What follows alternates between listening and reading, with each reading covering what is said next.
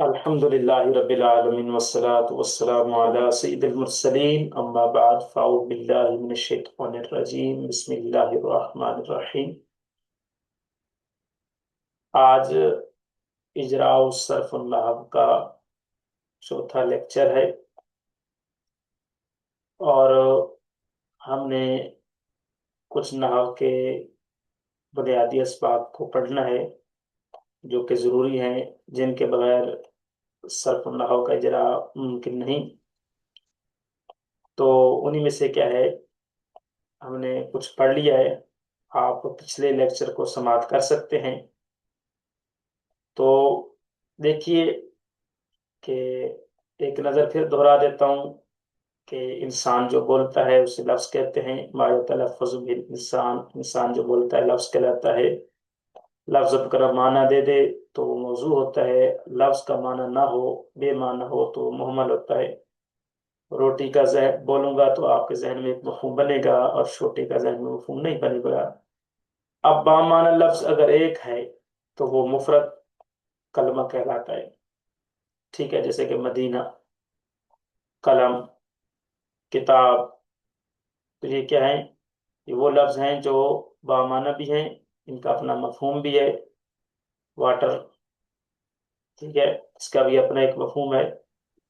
तो अगर ये बामाना लफ्ज अगर एक हो तो वो क्या है, मुफरद है। और बामाना लफ्ज अगर क्या है, एक से जायद हो तो क्या है, वो मुरक्कब है। तो मुफरद का दूसरा नाम कलमा है। अब कलमा में खुद से माना देने की सलाहियत नहीं होगी तो वह हर्फ कहलाएगा। कलमा में खुद से माना देने की सलाहियत होगी तो फिर उसमें जमाना नहीं होगा, या जमाना होगा। जमाना नहीं होगा तो वो इसम कहलाएगा, और जमाना होगा तो वो क्या है, फेल कहलाएगा। मुरक्कब जिसका दूसरा नाम कलाम है, कि कलाम किया जाए और मुखातब को पूरी बात समझ में आ जाए तो मुरक्कब ताम, उसे जुमला भी कहते हैं। और मुखातब को पूरी बात समझ में ना आए तो मुरक्कब नाकिस, ठीक है, उसे मुरक्कब नाकिस कहते हैं।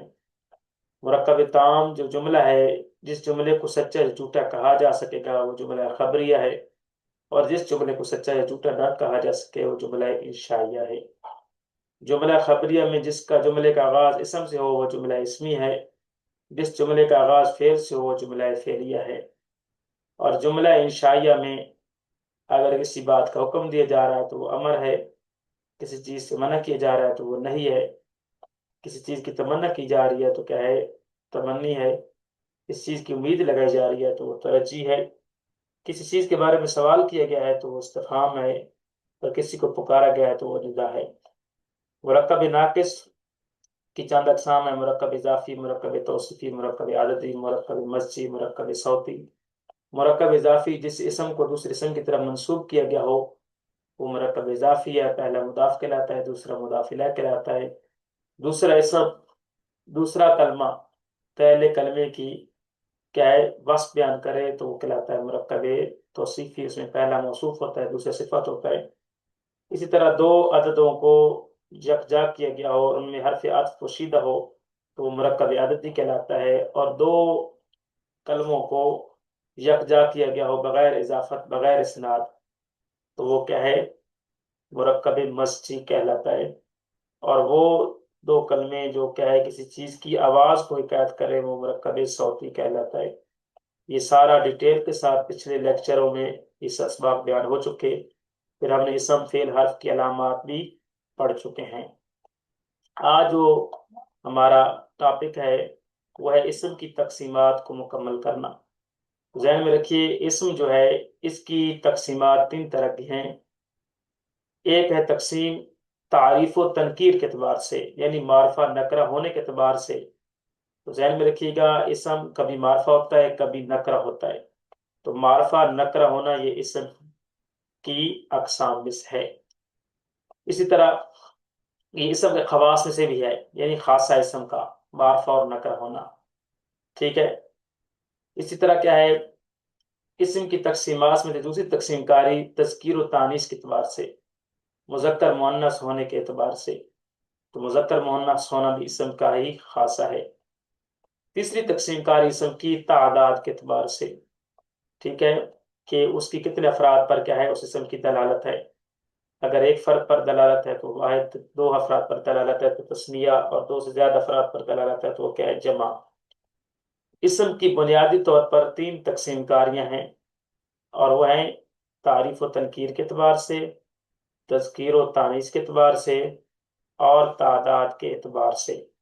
ہم نے پچھلے لیکچر میں تعریف و تنکیر کے اعتبار سے جو تقسیم کاری تھی اس کو ہم نے پڑھ لیا تھا، اور اس کو دوبارہ دہرا بھی دیتے ہیں کہ اسم کی دو قسمیں بنے گی، معرفہ اور نکرہ۔ اسم معرفہ کی تعریف وہ اسم ہے جو کسی معین شخص، چیز یا جگہ پر معنی پر دلالت کرے، اسے معرفہ کہا جاتا ہے۔ کسی معین خاص جگہ، خاص چیز یا خاص شخص پر دلالت کرے وہ معرفہ کہلاتا ہے۔ اس میں معرفہ کی 7 اقسام ہیں۔ اس میں علم، وہ اسم جو کیا ہے کسی چیز کا نام ہو، اس میں ضمیر، اس میں اشارہ، اس میں موصولہ، معرف باللام، وہ اسم جس کو الف لام کے ذریعے معرفہ بنایا گیا ہو، معرف مضاف الی المعرفہ، وہ اسم جس کو معرفہ کی طرف مضاف کیا گیا ہو، یعنی وہ نکرہ جس کو معرفہ کی طرف مضاف کیا گیا ہو تو وہ بھی معرفہ بن جاتا ہے۔ اسی طرح معرف بالندا، وہ جس کو حرف ندا کے ذریعے معرفہ بنایا گیا ہو۔ اسم معرفہ کی تمام اقسام، اس میں علم کسی خاص شخص، جگہ یا چیز کا نام کیا کہلاتا ہے، اس میں علم، جیسے کہ زید ایک خاص شخص کا نام ہے، مکہ خاص شہر کا نام ہے، فاطمہ خاص عورت کا نام ہے، تو یہ کہلاتا ہے اس میں علم۔ اس میں ضمیر کیا ہوتا ہے؟ وہ اسم جو متکلم، کلام کرنے والا، مخاطب، خطاب سننے والا اور غائب پر دلالت کرے تو وہ کیا کہلاتا ہے اس میں ضمیر۔ آنا، میں، نحنو ہم، انتا آپ، ہوا وہ، تو یہ سارے کیا ہیں اسماء ضمیر ہیں، یہ بھی معرفہ ہوتے ہیں۔ معرفہ کی ہماری اقسام چل رہی ہیں تو اس میں علم بھی معرفہ ہے، اسی طرح کیا ہے ضمیر بھی کیا ہے معرفہ ہے، اسی طرح کیا ہے اس میں اشارہ بھی معرفہ ہے، ٹھیک ہے، وہ اسم جس کے ذریعے کسی چیز کی طرف اشارہ کیا گیا ہو، ہاذا، ہاذہ، ذالک، تلک۔ اسم موصولہ، وہ اسم جو صلہ کے بغیر مکمل معنی نہ دے سکیں، جیسے کہ الذی، اللتی، الذین۔ اسی طرح کیا ہے معرف باللام، وہ اسم جس کے شروع میں الف لام آ جائے، جیسے راجلوں سے الرجل، یہ معرفہ ہو گیا، الف لام شروع میں آ گیا۔ مضاف الی المعرفہ، جو اسم کسی معرفہ کی طرف مضاف ہو، یعنی وہ نکرہ جو معرفہ کی طرف مضاف ہو، معرف بالاضافت کہلاتا ہے، یعنی معرفہ ہو جاتا ہے اضافت کی وجہ سے، ٹھیک ہے۔ کتاب الطالب، بیت اللہ، یہ کیا ہے معرف بالاضافت ہے۔ معرف بالندا، وہ اسم جو حرف ندا کے ذریعے کیا ہے معرفہ بن گئے، یعنی وہ نکرہ جب مکارا جائے حرف ندا کے ذریعے چونکہ متعین ہو جائے گا تو اس لیے وہ کیا ہوتا ہے معرف بالندا۔ نکرہ اسم جو ندا کے ذریعے متعین ہو جائے وہ کہلاتا ہے معرف بالندا، ٹھیک ہے۔ یہ ہمارا کل کا سبق میں ہو چکا تھا بیان کہ نکرہ کی تعریف بھی بیان ہو چکی تھی، وہ اسم جو کسی غیر متعین، غیر مخصوص فرد، چیز، زمانہ یا جگہ پر دلالت کرے وہ نکرہ کہلاتا ہے۔ رجل، کوئی آدمی، کتاب، کوئی کتاب، طالب، کوئی سا بھی طالب علم، تو جو کہ یہ کیا ہے متعین نہیں ہے، مخصوص نہیں ہے، اس لیے انہیں نکرہ کہا جاتا ہے، ٹھیک ہے۔ آج جو ہماری تقسیم کاری، آج کا جو سبق ہے، یہ سارا وہ تھا کہ جو میں بیان کر چکا ہوں پچھلے لیکچر میں، ٹھیک ہے۔ تو آج ہم اسم کی دوسری تقسیم کاری پڑھیں گے، اور وہ ہے تذکیر و تانیث کے اعتبار سے، یعنی مذکر مؤنث ہونے کے اعتبار سے۔ تو ذہن میں رکھیے مذکر کیسے کہتے ہیں، وہ کوئی لفظ کیا ہے، کوئی کلمہ کیا ہے مذکر کیسے ہوتا ہے، تو کہتے ہیں وہ اسم جس میں تانیث کی کوئی علامت نہ ہو مذکر کہلاتا ہے۔ تانیث کی علامات کیا ہیں ذہن میں رکھیں، علامات تانیث، تائے متحرکہ، گول تا، یہ کیا ہے فاطمہ، تو اس کے آخر میں گول تا آ رہی ہے، غالبہ، اس کے آخر میں بھی کیا ہے گولتا آ رہی ہے. مدرستن اس کے آخر میں بھی گولتا ہے. جنتن اس کے آخر میں بھی گولتا ہے. یہ کہلاتی ہے تائے متحرکہ، یعنی کبھی یہ تا پڑی جاتی ہے اور کبھی اس کو ہا بنا لیا جاتا ہے. تو کیا ہے، چونکہ تائے متحرکہ کبھی تا اور وقف کی صورت میں کیا ہے ہا بن جاتی ہے. فاطمہ، فاطمتن. اسی طرح طالبہ، طالبتن. مدرستن، مدرسہ. جنتن، جنہ. تو علامت تانیث میں سے پہلی علامت کیا ہے، تائے متحرکہ کا آنا. تو تائے متحرکہ گول تا جہاں بھی آئے گی، جس اسم کے آخر میں آئے گی، آپ نے سمجھ لینا ہے کہ وہ کیا ہے، اسم ہے. دوسری الف مقصورہ. الف مقصورہ کیسے کہتے ہیں، کھڑا الف. کبھی کبھی آپ دیکھتے ہیں یا ہو اور اس کے اوپر کیا ہے ایک کھڑا الف ہوتا ہے، اسے کہا جاتا ہے الف مقصورہ. جیسے کہ مثال کے طور پر مثالیں یہاں دی گئی ہیں. سلمہ، دیکھیں سلمہ. لیلہ، ٹھیک ہے. بشرا، حبلا. تو کیا ہوا، جیسا کہ کون سی مثال ہے، مثال ایک لکھ لیتے ہیں. مثال لکھ لیتے ہیں جیسا کہ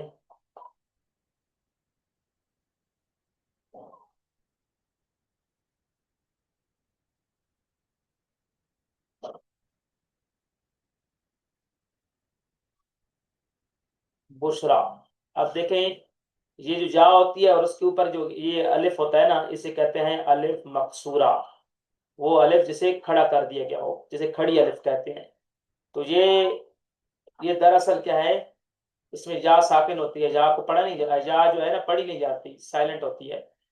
بشرا پڑھا الف جا رہا ہے، اسے کہا جاتا ہے الف مقصورہ. کھڑا الف جو ہوتا ہے نا، جس اسم کے آخر میں کھڑا الف آئے گا، آپ نے سمجھ لینا ہے کہ وہ کیا ہے، تانیث کی علامت ہے، بشرطے کہ وہ مذکر کے لیے استعمال نہ ہو. بشرطے کہ وہ مذکر کے لیے خاص نہ ہو. ٹھیک ہے، تو یہ ذہن میں رکھنا ہے. ٹھیک ہے. بعض اوقات ایک مذکر کے نام کے آخر میں کیا ہے الف مقصورہ آتا ہے، تانیث کی علامت ہوتی ہے، لیکن چونکہ اس کا استعمال اسم کا مذکر کے لیے ہوتا ہے، تو اس لیے وہ کیا ہے مذکر ہوگا، مؤنث نہیں ہو جائے گا علامت تانیث کی وجہ سے. جیسے کہ لفظ میں لکھنے جا رہا ہوں موسیٰ. اب علامت تانیث تو موجود ہے، کڑا الف تو موجود ہے، لیکن پھر بھی یہ کیا ہے مذکر ہے. کیوں؟ کیونکہ اس کا استعمال کس کے لیے ہے، مذکر کے لیے. اسی طرح طلحۃ، طلحۃ. یہ کیا ہے گولتا تو ہے، علامت تانیث، تانیث والی علامت تو ہے، لیکن طلحہ کا لفظ مذکر کے لیے چونکہ استعمال ہوتا ہے، اس لیے یہ کیا ہوگا، مذکر ہوگا. ٹھیک ہے. تو یہ بات ذہن میں رکھنی ہے کہ علامت تانیث بھی ہو اور اس لفظ کا استعمال بھی مذکر مؤنث کے لیے ہو، تب جا کر وہ کیا ہوگا، تب جا کر وہ کیا ہے مؤنث، علامت تانیث مؤنث بنائے گا. ٹھیک ہے. تو علامات تانیث کون سی ہیں، ذہن میں رکھیے. تانیث کی علامات، پہلی علامت گول تا کا ہونا. ٹھیک ہے. اسی کا کہتے ہیں تائے متحرکہ، جیسے فاطمتن، طالبتن، مدرستن، جنتن. دوسری علامت الف مقصورہ، یا کے اوپر جو کھڑا الف ہوتا ہے، آخر میں کھڑی الف یا کے شکل میں آتی ہے. الف ممدودہ. الف ممدودہ کیا ہوتا ہے، آخر میں الف کے بعد حمزہ ہو، جیسے کہ صحراء، حمراء، بیضاء، سوداء. الف کے بعد حمزہ ہے، الف کے بعد حمزہ ہے، الف کے بعد حمزہ ہے. تو یہ کیا ہے، یہ کیا ہے، یہ بھی کس کی علامت ہے، تانیث کی. تو نتیجہ کیا نکلا، علامات تانیث کتنی ہیں، تین ہیں. علامات تانیث کتنی ہیں جی، تین. تو جس اسم میں تانیث کی تین علامات پائی جائیں گی وہ اسم کیا ہوگا، مؤنث. اور جس اسم میں تانیث کی علامات تینوں میں سے کوئی نہیں پائی جائے گی تو وہ کیا ہوگا، مذکر. وہ ہوگا مذکر. تو پہلی علامت، علامت تانیث کون سی ہے، گولتا. ٹھیک ہے. دوسری تانیث کی علامت کون سی ہے، الف مقصورہ. تیسری تانیث کی علاوت کون سی ہے؟ الف کے بعد کیا ہے؟ کس اسم کے آخر میں الف کے بعد حمزہ، تو یہ کہلاتا ہے الف ممدودہ، یہ کہلاتا ہے الف مقصورہ، اور یہ کہلاتی ہے تاء متحرکہ. تو یہ کیا ہے؟ تانیث کی علامات ہیں. تو نتیجہ کیا نکلا؟ جس اسم میں تانیث کی کوئی علامت نہ ہو وہ مذکر کہلاتا ہے. مثال زید، تانیث کی کوئی علامت موجود نہیں ہے. راجل، یہاں پر بھی تانیث کی کوئی علامت موجود نہیں. کتاب، اس کے آخر میں بھی تانیث کی کوئی علامت موجود نہیں. قلم، اس کے آخر میں بھی کوئی تانیث کی علامت موجود نہیں. تو لہذا یہ کیا ہے؟ مذکر ہے. اور علامات تانیث کتنی بنی؟ 3. تاء متحرکہ، سب سے عام علامت یہی استعمال ہوتی ہے. الف مقصورہ، آخر میں کھڑی الف، یہ ایک کھڑی الف، ٹھیک ہے، یا جا کی شکل میں آتی ہے جس کے اوپر الف ہوتا ہے. سلمہ، لیلا، بشرا، حبلہ. الف ممدودہ، الف کے بعد حمزہ، آخر میں الف کے بعد حمزہ ہو. صحرا، حمرا، بیدا، سودا. ٹھیک ہے. لفظ مؤنث بغیر کسی علامت کے، یعنی کچھ ایسے مؤنث ہیں، کچھ ایسے مؤنث ہیں کہ جو کیا ہے؟ لفظوں میں مؤنث ہوتے ہیں، کیونکہ ان پر علامات تانیث ہوتی ہے، علامات تانیث ہوتی ہے. ٹھیک ہے. کچھ اسم مؤنث ہوتے ہیں مگر ان میں کوئی ظاہری علامت نہیں ہوتی. ٹھیک ہے. کچھ اسم ایسے ہیں جس میں لفظاً وہ کیا ہے؟ مؤنث ہوتے ہیں. ٹھیک ہے. اور کچھ اسم کیا ہیں؟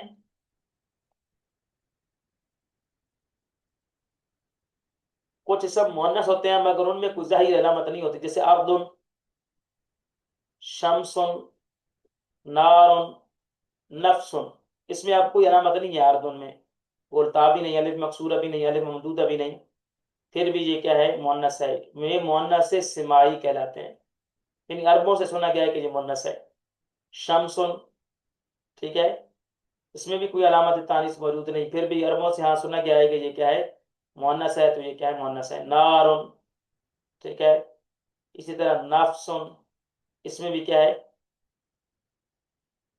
اور کچھ کیا ہے؟ مؤنث مانوی حقیقی ہوتے ہیں، وہ اسم جس میں حقیقت میں وہ عورت پر دلالت کرتا ہے، جیسے کہ لیکن ان میں علامات تانیث نہیں ہوتی، پھر بھی انہوں کو کیا سمجھا جاتا ہے؟ مؤنث. جیسے اب علامت تانیث یہاں نہیں ہے لیکن چونکہ ماں کے لیے اس کا استعمال ہے تو یہ کیا ہے؟ مؤنث ہے.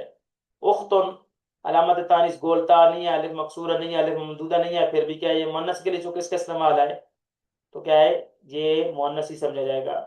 بنتن، ٹھیک ہے، تو جس کے آخر میں بھی گولتا، الف مقصورہ، الف ممدودہ نہیں ہے تو لہذا یہ بھی کیا ہے؟ مؤنث سمجھا جائے گا. تو کیا پتہ چلا؟ نتیجہ کیا نکلا کہ وہ اسماء مذکر کون سے ہوتے ہوں گے؟ وہ اسماء جن میں تانیث کی علامت نہ ہو وہ مذکر ہیں، اور وہ اسماء جن میں علامات تانیث پائی جائے وہ کیا ہے؟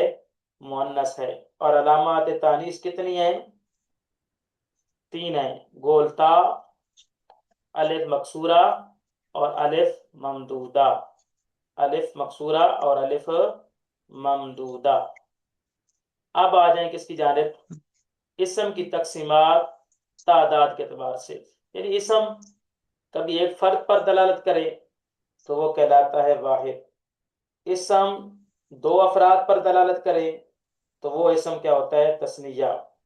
اور اسم کیا ہے؟ 2 سے زائد افراد پر دلالت کرے تو وہ کیا ہوتا ہے؟ جمع. وہ کیا ہوتا ہے؟ جمع. جیسے کہ راجل، ایک مرد. اب جو اب اس کی ایک کیا ہے؟ ایک مرد پر دلالت ہے، ایک فرد پر دلالت ہے تو یہ واحد کہلائے گا. راجلان، 2 مرد، تو اس کی کیا ہے؟ 2 افراد پر دلالت ہے تو یہ تثنیہ کہلائے گا. اور رجال، اس کی چونکہ 2 سے زائد افراد پر کیا ہے؟ دلالت ہے تو یہ کیا ہے؟ جمع کہلاتا ہے. ٹھیک ہے. اب یہ جو جمع ہے اس کی 2 طرح کی تقسیم کاریاں ہیں، ذہن میں رکھیے. ایک ہے جمع سالم اور ایک ہے جمع مکسر. جمع سالم، جمع سالم کیا ہوتی ہے کہ واحد والا جو سیگا ہے اس سے جب جمع بنائی جائے، واحد کے سیگے جیسے راجلون سے ہم نے کیا بنایا؟ جمع رجال. ٹھیک ہے. تو واحد کے سیگے سے جمع بناتے ہوئے واحد کا سیگا اگر سلامت رہے تو وہ کہلاتی ہے جمع سالم. ٹھیک ہے، واحد کے سیگے سے جمع بناتے ہوئے واحد کا سیگا سلامت رہے نہ رہے بلکہ ٹوٹ جائے تو وہ کیا ہوتا ہے؟ جمع مکسر. جمع مکسر. جمع سالم آپ دیکھیے یہاں پر نظر آ رہا ہے آپ کو کہ اس میں کیا ہوا ہے؟ مسلمون سے جب مسلمون جمع بنایا نا تو واحد کا پورا سیگا سلامت رہا. دیکھیں ذرا، صرف واو نون کا اضافہ ہوا ہے. میم یہاں پر جمع ہے تو یہاں پر بھی جمع میں بھی میم پر کیا ہے؟ جمع ہے. سین ساکن ہے تو یہاں پر بھی سین کیا ہے؟ ساکن ہے. اسی طرح لام کے نیچے کسرہ ہے تو یہاں پر بھی لام کے نیچے کیا ہے؟ جمع میں بھی کسرہ ہے. ادھر میم مضموم ہے تو یہاں پہ بھی میم مضموم ہے. اب صرف واو اور نون کا اضافہ ہوا ہے. صرف واو اور جمع بناتے ہوئے مفرد واحد سے جب جمع بنائی تو سیگا بالکل سلامت رہا، ٹوٹا نہیں. ٹھیک ہے، اس میں تبدیلی نہیں واقع ہوئی تو یہ کہلاتی ہے جمع سالم. ٹھیک ہے، اسی طرح مسلمتون سے جب ہم نے جمع بنائی جمع مؤنث سالم، ٹھیک ہے، یہ مذکر سالم کی مثال تھی. مسلمون سے مسلمون. اور جمع مؤنث سالم کی مثال کیا ہے؟ مسلمتون سے مسلماتن. تو یہاں پر بھی کیا ہے؟ واحد سے جب جمع بنائی تو یہاں پر کیا ہے؟ صرف الف تا کا اضافہ ہوا ہے وگرنہ سیگا بالکل سلامت ہے. یہاں پر میم مضموم ہے تو یہاں پر بھی میم مضموم ہے. یہاں سین ساکن ہے تو یہاں بھی سین ساکن ہے. یہاں لام کے نیچے کسرہ ہے تو یہاں بھی لام کے نیچے کسرہ ہے. یہاں پر میم پر فتح ہے تو یہاں پر بھی میم پر کیا ہے؟ فتح ہے. صرف الف تا کا اضافہ ہوا ہے. تو یہ پتہ چلا واحد سے جب جمع بنائی تو واحد والا سیگا جمع میں بالکل سلامت رہا. اسے کہا جاتا ہے جمع سالم. اب وہ مذکر کی جمع ہو تو جمع مذکر سالم کہلاتی ہے اور وہ مؤنث کی جمع ہو تو وہ کیا ہوتی ہے؟ جمع مؤنث سالم کہلاتی ہے. اور ذہن میں رکھیے جمع مؤنث سالم کا سیگا یا تو اس وزن پر ہوگا واو نون کے ساتھ حالت رفع میں، ٹھیک ہے، مسلمون، یا حالت نسبی اور جری میں وہ بن جاتا ہے، کیا بن جاتا ہے؟ مسلمینا. ٹھیک ہے، واو نون یا نون کا اضافہ ہو تو یہ کیا ہوتی ہے؟ جمع مذکر سالم کی نشانی ہے. اسی طرح کیا ہے؟ مؤنث سالم کی نشانی بس سیدھی سی ہے کہ الف تا کا اضافہ ہو جائے گا. کس کا اضافہ ہو جائے گا؟ مسلمہ. تو الف تا کا اضافہ ہوگا تو الف تا جس کے آخر میں آئے تو آپ نے سمجھ لینا ہے کہ یہ جمع مؤنث سالم کی نشانی ہے. واو نون یا یا نون آ جائے تو آپ نے سمجھ لینا ہے کہ یہ کیا ہے؟ جمع مذکر سالم کی نشانی ہے. اچھا، جمع مکسر کیا ہے؟ واحد سے جب جمع بناتے ہوئے واحد کا سیگا سلامت نہ رہے تو وہ کیا ہوتی ہے؟ جمع مکسر. جیسے راجلون سے کیا جمع بنائی؟ رجالن. اب دیکھیں سیگا سلامت نہیں رہا. کیسے؟ آپ اس کو سمجھیں کہ یہاں پر را پر زبر ہے تو جمع میں را پر کیا ہو گئی؟ زیر. یہاں پر جیم پر کیا ہے؟ زمہ ہے، ٹھیک ہے، پیش ہے، تو یہاں پر جیم پر کیا آ گیا؟ فتح. اب جیم کے بعد لام تھا، یہاں پر جیم کے بعد لام کے دوران کیا آ گیا؟ الف آ گیا. پتہ چلا اعراب کے لحاظ سے بھی جمع میں تبدیلی واقع ہو گئی اور لفظاً بھی کیا ہے؟ تھوڑا سا حروف میں بھی کیا ہے؟ تبدیلی واقع ہو گئی کہ جیم کے بعد لام تھا، یہاں پر جیم اور لام کے درمیان الف آ گیا. تو سیگا کیا ہے؟ واحد سے جب جمع کا سیگا بنایا تو واحد والا سیگا کیا ہے؟ جمع میں بنتے ہوئے کیا ہے؟ ٹوٹ گیا. اسے کہا جاتا ہے جمع مکسر. جمع مکسر. اسی طرح کیا ہے؟ اب یہ ذہن میں رکھیے گا جمع چونکہ افراد پر دلالت کرتی ہے، دو سے زائد افراد پر. اگر وہ جمع 3 سے لے کر 10 تک افراد پر دلالت کرے، 3 سے لے کر 10 تک کے افراد پر دلالت کرے تو وہ کہلاتی ہے جمع قلت. جمع قلت. اور 10 سے لا انتہا افراد پر وہ جمع دلالت کرے تو وہ کہلاتی ہے جمع کثرت. جمع کثرت. تو جمع کیا ہے؟ اگر 3 سے لے کر 10 تک کے افراد پر دلالت کرے تو وہ جمع قلت کہلاتی ہے، یعنی قلیل افراد پر دلالت ہوتی ہے اس کی. اور جمع کثر کیا ہے؟ 10 سے زائد افراد پر کیا ہے؟ 10 سے زائد لا انتہا افراد پر جمع دلالت کرے تو وہ جمع کہلاتی ہے جمع کثرت. جمع قلت کے لیے چند اوزان ہے، آپ نے یہ وزن ذہن میں رکھ لینے ہیں. اس کے علاوہ جون سی بھی جمع ہو، ٹھیک ہے، جمع کے معنی پر اس کی دلالت ہو، تو کیا ہے آپ نے سمجھ لینا ہے کہ وہ جمع کثرت ہے. آپ نے صرف جمع قلت کے اوزان کو ذہن میں رکھ لینا ہے. جمع قلت والے اوزان آپ کے ذہن میں ہوں گے تو اس کے علاوہ وزن پر کوئی جمع آئے گی تو وہ جمع کثرت ہوگی. جیسے کہ کون سے وزن ہے جمع قلت کا؟ افعل، افعال، افعلت، فعلت، اور ایک جمع مذکر سالم والا وزن جی والا، اور ایک ہے جمع مؤنث سالم والا وزن. تو ذہن میں رکھیے گا یہ چار اچھے وزن ہے. جمع قلت انہی اوزان پر آتی ہے.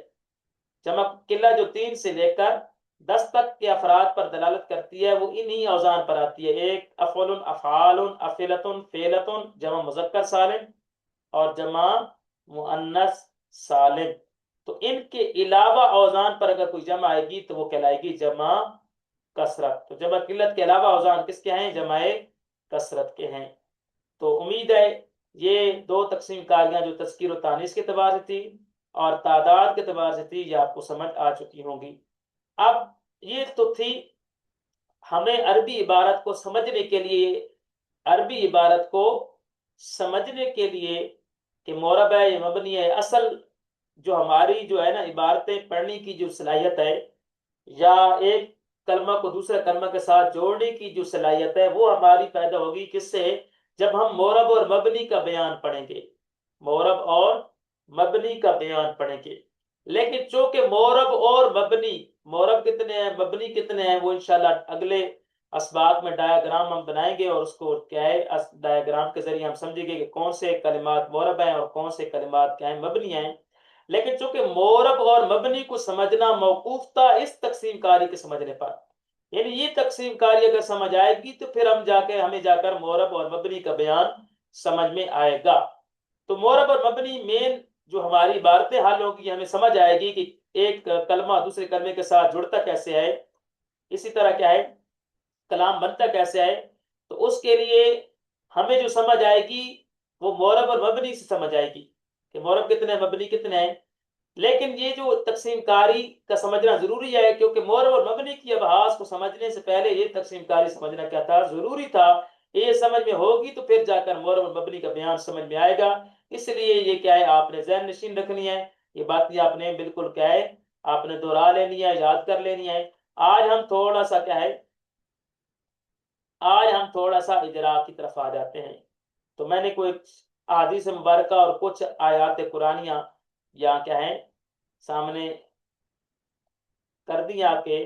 تو کیا ہے تاکہ ہم اس پر کیا ہے سمجھیں اور اس تقسیم کاری کو اب آپ نے ذہن نشین رکھنا ہے اور اسی کو ہم نے امپلیمنٹ کرنا ہے. ٹھیک ہے، تو کوشش کریں گے کہ جتنا ہو سکا ٹھیک ہے اس پر اجرا جاری کریں گے. یہ ہمارا پڑا ہوا تو با. اب دیکھیں با کیا ہے، با کا معنی ساتھ. تو اب ہم دیکھتے ہیں کہ با کہاں ہے. لفظ ہے با معنی یعنی ساتھ، اس کا معنی تو ہے نا. تو یہ موضوع ہوا. با کیا ہے؟ با معنی لفظ اگر ایک ہو وہ با ایک ہی ہے، پتہ چلا با مفرد ہے کلمہ ہے. اب اس میں با کے اندر خود سے معنی دینے کی صلاحیت ہے یا نہیں؟ تو ہم نے دیکھا کہ اس میں با کے اندر کیا ہے خود سے معنی دینے کی صلاحیت نہیں ہے. ٹھیک ہے، معنی تو ہے اس کا با کا معنی ساتھ، لیکن کیا ہے خود سے معنی دینے کی مکمل صلاحیت نہیں ہے. تو اس لیے یہ کیا ہے حرف ہے. ٹھیک ہو گیا.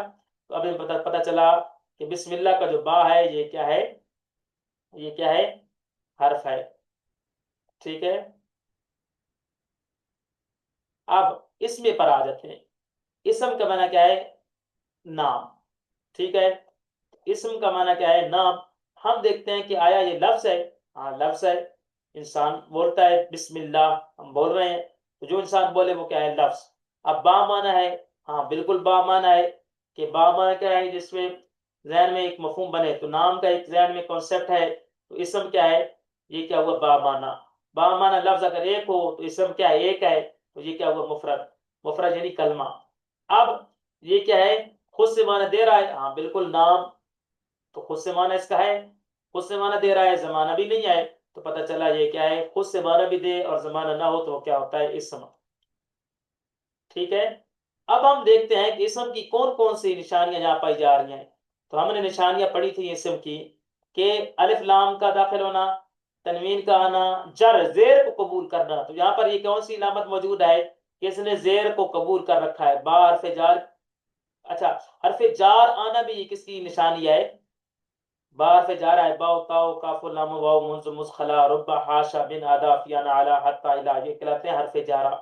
تو حرف جارہ جس پر آئیں گے وہ اسم ہوگا، تو یہ ڈائریکٹلی ایک پتہ چل گیا اسم ہونے کی کہ اسم کیا ہے، واقعی اسم ہے، کیوں؟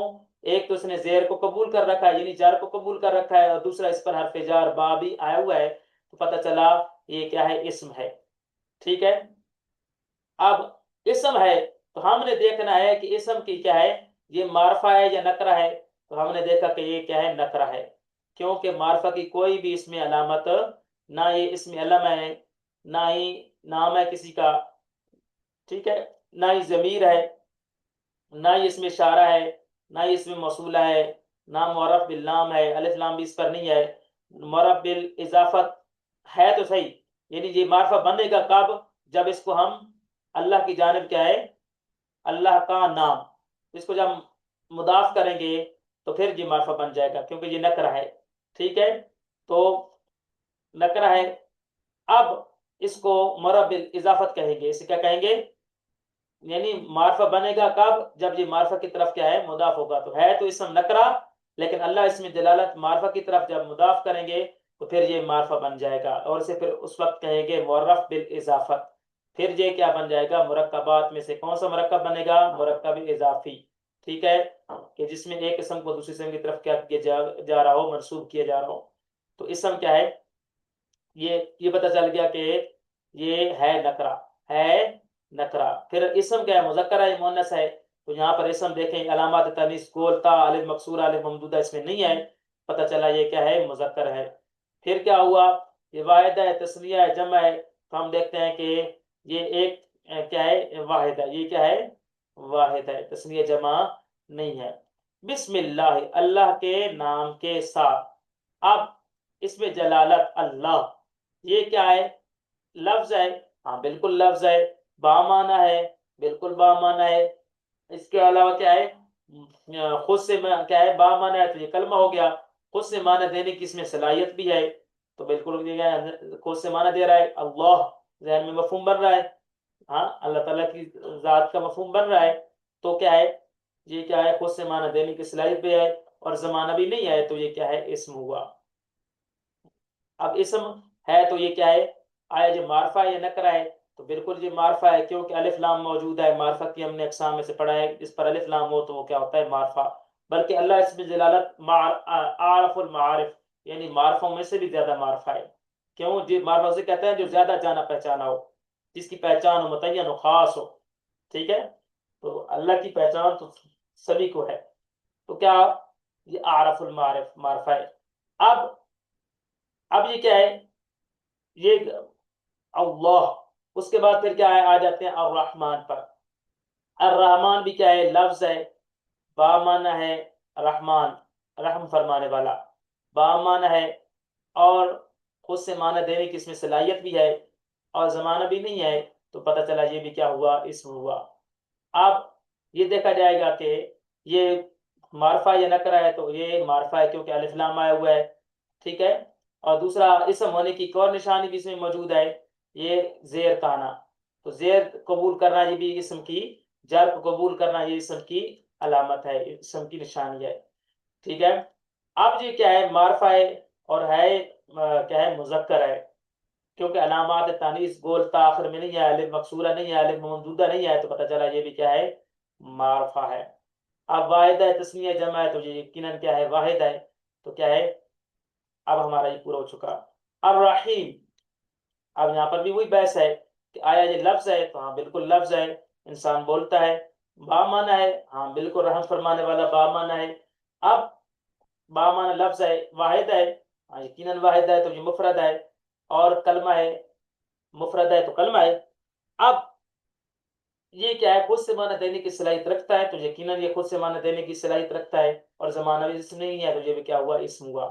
نشانی کیا ہے اسم کی، الف لام آنا بھی اسم کی نشانی ہے، کسرہ آنا، جار آنا بھی یہ کیا ہے، اسم کی نشانی ہے۔